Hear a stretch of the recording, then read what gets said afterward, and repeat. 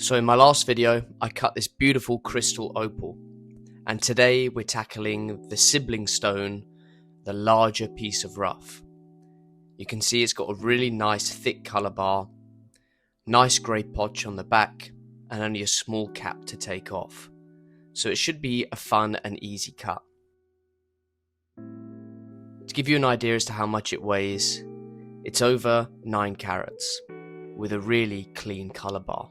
Shining the light through shows there's no inclusions on the inside, which means the sand we see is only surface level.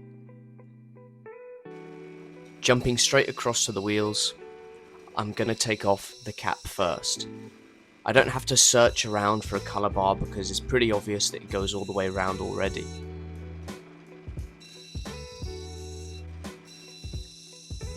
Taking off that top potch exposes a really bright play of colour. I know at this moment in time there's still sand in the surface, and when I grind that down I will obviously risk losing that bright colour, but I can't leave sand in the stone, so it has to go.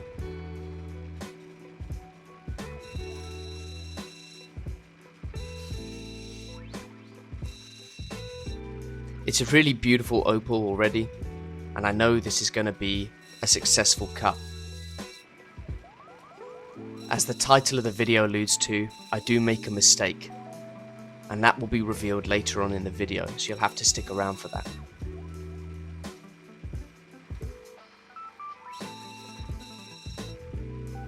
I'm still trying to tackle the sand spots that are in the face of the opal. They go quite deep, but I've got so much colour bar to play with, I'm not worried. The only concern I have is losing that bright play of colour on top.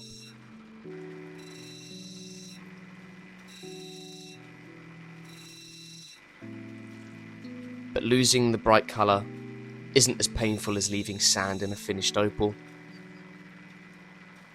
And with a few touch of the wheels, it's finally disappearing. What a beautiful result we've got. I need to start evening out the back now, because when I go to dop the opal, it needs to the back needs to be in a finished state almost when you dop it up, so you know that the dome you're going to cut is going to sit flush and level. The next question I have is, what shape do I go for?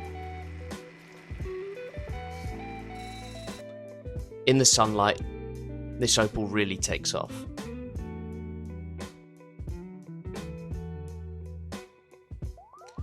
I've let the stone dry, and it's here that I'm starting to decide what shape to go for. The oval was okay, but it takes a lot of the material away, and the rough kind of lends itself to this pentagon shape with the point already at the top and the sides coming in, and I think that's what I'm going to go for. I know ovals are more desirable, but by cutting it into an oval I'm losing way more of the colour than I want to. I'm going to have to lose a lot of the bright colour on top, and that's just something I'm not willing to do.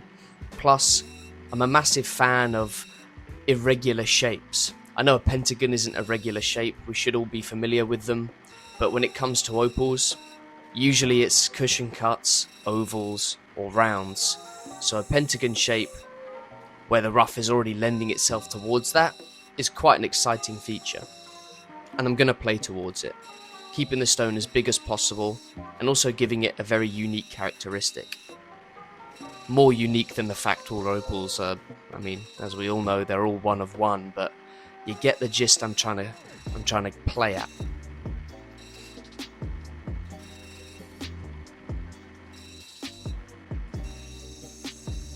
Cutting in a regular shape like a pentagon, especially when it's not one of those perfectly geometric pentagons, is actually quite tricky.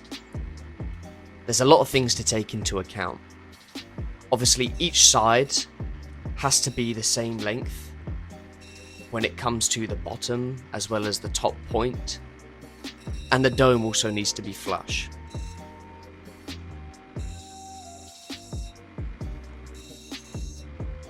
We're just touching up the back a little more, and now it's time to dop the opal.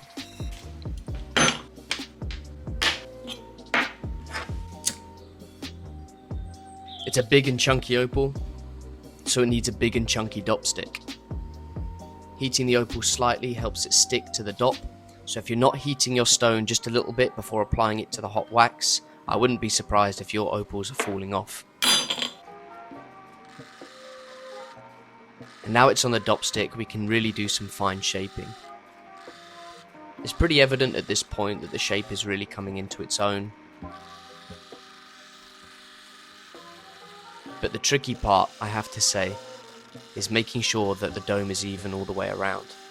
Because there are 5 different points that the opal comes to, it's easy to sort of round it off the whole thing, and when you look at the stone from above, it kind of looks a bit strange because you've got a really round dome but a base or a foundation of the opal that has 5 points, and you kind of have to blend those two together to make sure that the integrity of the shape is still held at all angles. But this opal is really, really stunning. I need to inspect it now under a loupe, making sure that there are no imperfections and all the scratches are out. At this point, I did see there was still a sand spot in the face, a tiny one that had to come out, but I managed to get it done. I jump across to the 600 grit wheels, where I can do some fine shaping and of course the pre-polish. Then straight back into inspecting the opal for scratches. It was a beautiful day that day. Of course, after that, it was the 1200 grit wheel, and then the yellow 3000 grit wheel. It's time for the cerium oxide polish, blending up a nice soup of cerium oxide, applying it to the wheel, and then of course polishing the opal. Perhaps the most satisfying part, because when you reveal the final stone, you get to have an experience like this. The first person to see the finished opal. And isn't it stunning?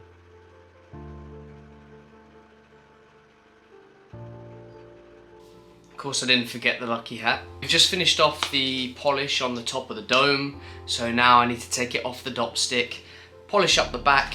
I don't mean polish up the back, but finish the back of the stone, and then we can weigh it, see the final product, and see if we've made a profit from these 2 opals. Coming in at over 4 carats, it really is magnificent. Nice high domes, really cool shape, and great play of colour. But this is where we get on to my mistake. Putting it side by side with the stone we cut last week, the mistake becomes more obvious.